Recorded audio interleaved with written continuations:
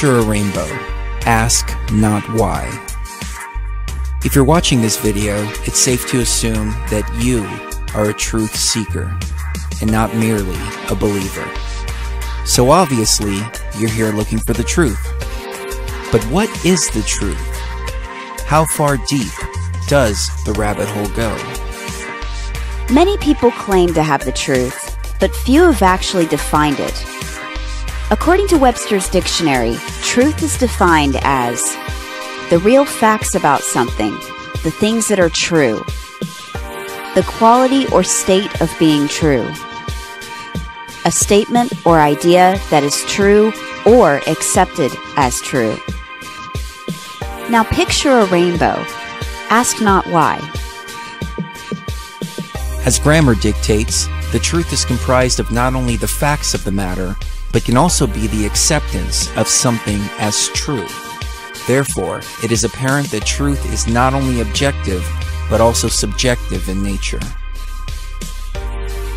Now picture a rainbow.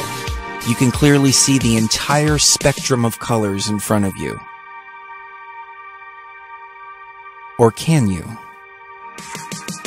A person with color blindness has trouble seeing red, green, blue, or mixtures of these colors. The most common type is red-green color blindness, where red and green are seen as the same color. Now imagine trying to explain the rainbow to an individual who simply cannot see the colors. Is it a moral failing on the part of the colorblind person? Or is the individual simply working with a different data set and interpreting reality in a different way? And what happens when the collective belief of the colors makes the colors true, even to someone who cannot process the data themselves? Now imagine if the entire world was colorblind and you were one of the few who were able to see the colors. Would you succumb to the collective that the world is black and white? Would you go on a crusade to try to show the world the colors? Would you point your finger in their face and call them names because they refuse to see the truth? So again, I ask you the question, what is truth? To the colorblind individual, the truth is that the reality is black and white. To you, reality is full of color. What has changed in this situation? It's only a matter of perspective.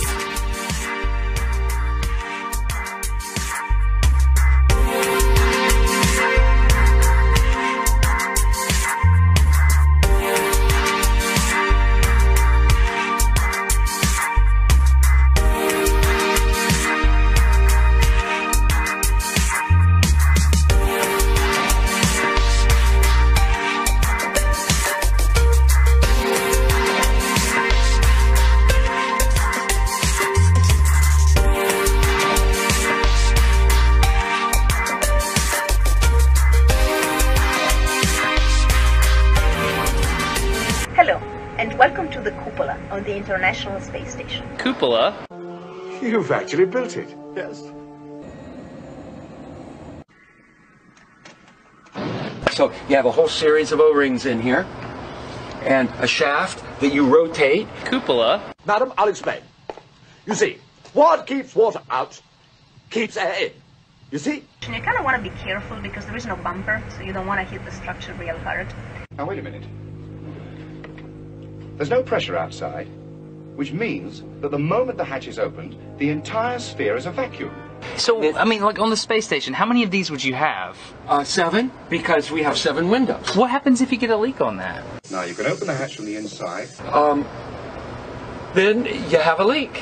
There's this outer frame that's covered with roller blinds and these old railway buffers. It's kind of cool to think that, there is this shaft that goes sort of through the structure. The other side is in outer space. That's very good. That's right. You see, you open and shut the blinds to cut off the force of gravity from, say, from the Earth or the Moon or any other bodies in space. Shutters can only be operated manually. It's called real good engineering. You just have a leak, And what you would do you is lose air. Yeah, you would probably seal the whole cupola off. Which would be fatal for Kate because we've only got 2 suits. No, that's it. Nobody goes outside. And then there's probably a plan, I don't know off the top of my head, but there's probably a plan for replacing the mechanism. Might require a spacewalk. So my question is, how can you operate a lid on the outside of the space station by manipulating something mechanical on the inside of the space station without losing air pressure? It's all rather exciting, isn't it? And we're getting a picture on the TV. This is an Apollo spacecraft designed for elliptical orbit of the moon. But there is more going on in television than what you're seeing in prime time. A lot more. We have poor quality TV pictures offered by the government-controlled BBC, which are used to simulate Neil Armstrong talking about landing on the moon with a microphone, and yet he's sitting practically on top of a rocket engine that is putting out sound levels of about 140 or 150 decibels. Lights on. You want me to really be honest with you? Yeah. Okay, Houston. The moon is essentially gray. Gives some hint of possible volcanic. Forward. Now we know that that is absolutely impossible to overcome that sound level inside the lunar lander with a normal human voice. We got you now. It's looking good. Over. On all these moon flights, the broadcasts that the world saw were kinescopes filmed off television monitors. General, what you see on these screens up here is a fantasy, a computer-enhanced hallucination. There's nothing to indicate a simulation at all. Everything's working perfectly. But does it make any sense?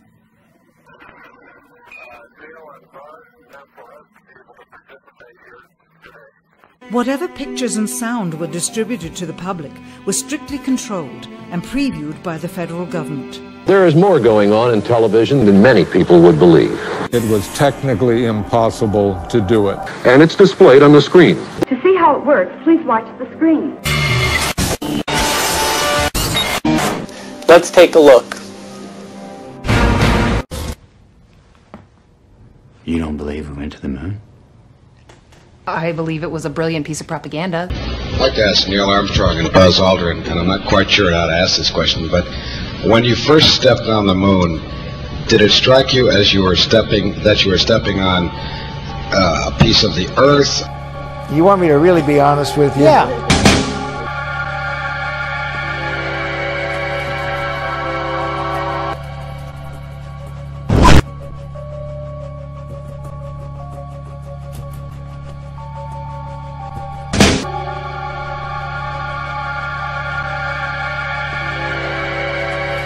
Millions of people watched on television. $60 million each. That Neil Armstrong guy, have you seen him on the talk shows? Neil Armstrong, you mean the first man to walk on the moon? Talk about a fish story. Yeah. These two photos seem to have the same mountain backdrop. Yet, the lunar module is only present in one of them. Seemingly impossible, since the LEM never moved and its base remained even after the mission. We see the ascent stage suddenly pop up without any exhaust plume whatsoever, as though it were jerked up by a cable. Man, and they're buying it. Okay. We had difficulty guessing how far the hills out on the horizon might be. The peculiar phenomenon is the closeness of the horizon due to the greater curvature of the moon than we have here on Earth, of course 4 times greater. NASA could have covered it up. This will never fly. Why do you have to build such a full-scale model? Tang, the drink the astronauts took to the moon. Astronauts to the moon. A Vodrin.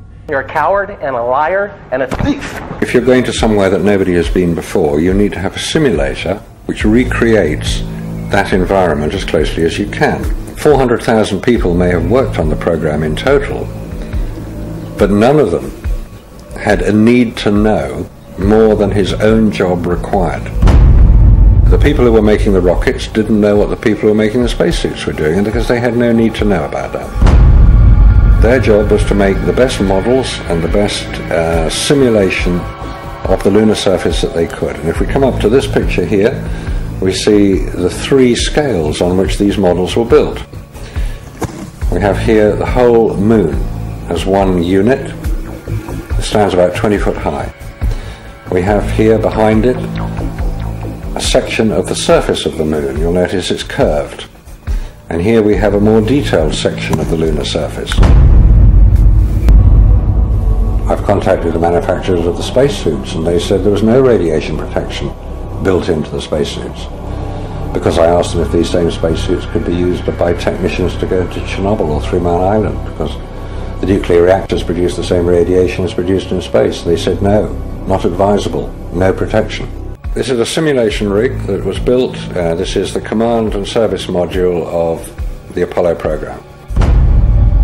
And you'll notice that the window here looks out onto a block here, and there's another one here. They're curved. These are the screens onto which the lunar surface was projected as the craft made a simulated approach. What we are looking at are films of realistic models, bringing to the world a new awareness of our own simulated portable TV camera that the astronauts will carry with them out onto the lunar surface.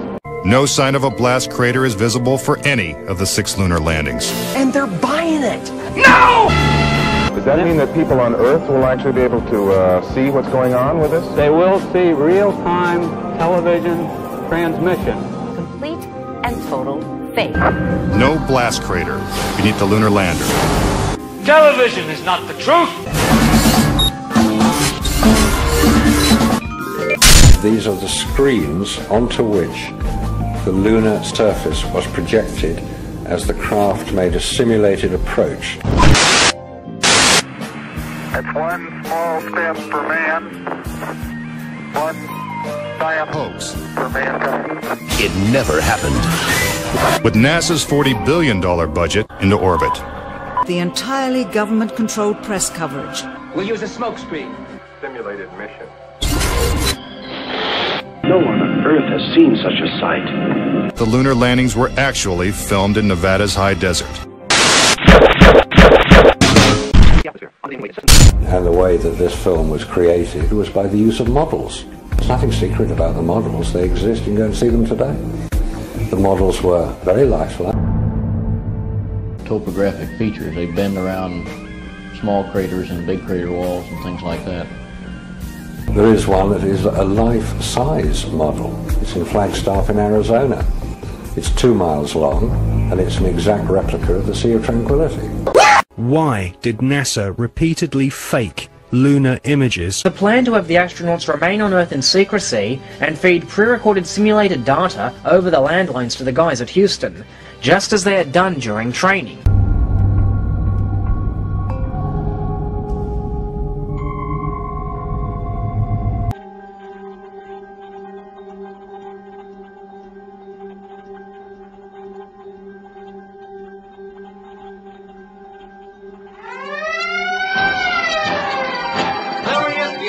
Вот он за скалой, скорее. What the hell is this, amateur night? Stop him, Harry! Что происходит? Останови его, Харри. Get him off that machine, that isn't a toy. போடா உனக்கு ஊர்ல தேன் மொழி கனி மொழின்னு எவ்வளவு வாக்கிய வரப்புல திரிவா அவளை தேடி தேடி லவ் பண்ணு உனக்கெல்லாம் நான் செட்டே ஆக மாட்டேன்